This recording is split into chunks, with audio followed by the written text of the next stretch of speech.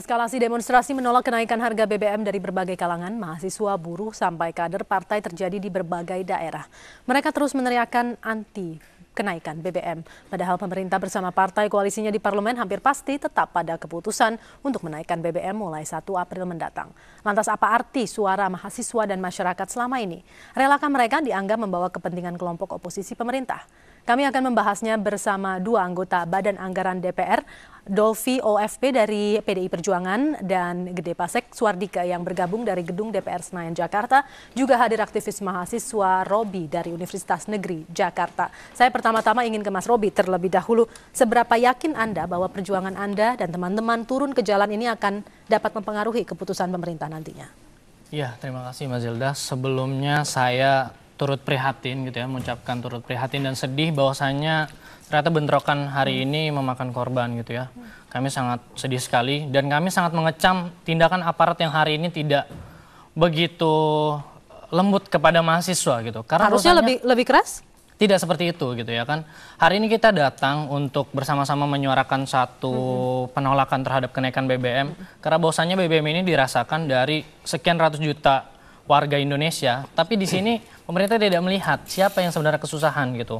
Maka kehadiran kita di sini dalam artian untuk bisa memberikan gambaran kepada pemerintah, ini baru awalan yang akan terjadi. Maka ketika pemerintah terus maju untuk mengesahkan kenaikan anggaran BBM gitu ya, maka kami akan terus menghadang sampai pemerintah siapa di antara kita yang akan menyerah gitu. Kalau tidak? Kalau tidak, kita akan menghubung Istana dan juga DPR. Karena hari ini teman-teman dari seluruh elemen Aliansi Mahasiswa seluruh Indonesia sudah beraksi di berbagai tempat. Itu tidakkah itu menjadi satu bukti nyata bahwasanya mahasiswa di sini benar-benar peduli terhadap nasib rakyat di Indonesia. Di sini hadir di samping Anda ada Pak Dolfi dan juga di Senayan ada Pak Gede Pasek. Masing-masing adalah kubu yang menolak dan yang mendukung kenaikan harga BBM. Adakah yang ingin Anda katakan kepada mereka berdua ini? Iya. Kalau dari saya sendiri berpesan bahwasannya tuntutan kami hari ini pertama kepada partai pemerintahan, cobalah lihat hari ini gitu ya kan. Ketika dari tahun 2005 jumlah BLT banyak, kemudian dinaikkan lagi di tahun 2008 hingga isunya di tahun 2012 ini BLT dinaikkan sebanyak 25 triliun gitu ya. Maka untuk apa gitu ya kan? Lebih baik subsidi itu diberikan agar BBM tidak naik. Alokasi subsidi ya? Alokasi subsidi. Karena hari ini multiplier effect yang akan terjadi ketika BBM naik itu sangat dirasakan sekali oleh rakyat miskin. Mas Robi, saya potong dulu. Ini kita harus lihat gambar di layar. Ini ada gambar polisi memukuli begitu salah satu demonstran yang tadi terjadi di pinggir jalan atau di selokan seperti itu. Apa komentar Anda melihat ini? Ya, sebenarnya sangat menyedihkan sekali gitu ya.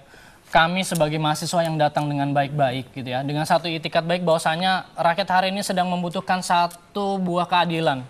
Di mana bahwasanya hari ini ternyata di pasal 33 ayat 3 Undang-Undang Dasar pemerintah telah menyelewengkan atau sudah cacat dalam undang-undang. Bahwasanya dikatakan bumi, air, kekayaan alam dikuasai oleh negara dan dimanfaatkan sebesar-besarnya untuk kemakmuran rakyat. Ya. Tapi ketika bahan bakar minyak itu dinaikkan, lantas kemakmuran ini dikemanakan gitu. Kepada siapa? Kepada 7% orang yang sudah berpenghasilan menengah ke atas kah? Atau siapa? Maka di sini harus terbuka pemerintah gitu, harus peduli. Bahwasanya daulat ini ya daulat rakyat gitu ya kan. Pemerintah dipilih oleh rakyat. Ini gitu. Kembali kita saksikan kericuhan yang terjadi di sini. Ya bisa dilihat dari situ sebenarnya sangat menyedihkan sekali. Sudah satu orang masih dipukuli rame-rame seperti ya? itu. Nah ini sebenarnya di mana hati nurani para aparat gitu? Saya kembali saya beralih dulu ke Pak Pasek untuk mengomentari gambar yang ini. Saya tidak tahu apakah Pak Pasek bisa melihat atau tidak gambar di layar, tapi ini adalah gambar salah satu insiden yang terjadi hari ini, Pak Pasek, di mana sekelompok anggota polisi memungkuli seorang demonstran yang sudah terpojok di pinggir jalan. Silakan komentar Anda dulu, Pak Pasek. Ya, yang pertama saya sampaikan saya tidak melihat gambarnya, tetapi yang pasti kita menyampaikan rasa prihatin karena memang demonstrasi yang baik adalah demonstrasi yang tidak anarkis, demonstrasi yang baik yang tidak ada konflik, baik antara aparat dengan para demonstran. Jadi di sana keprihatinan kami.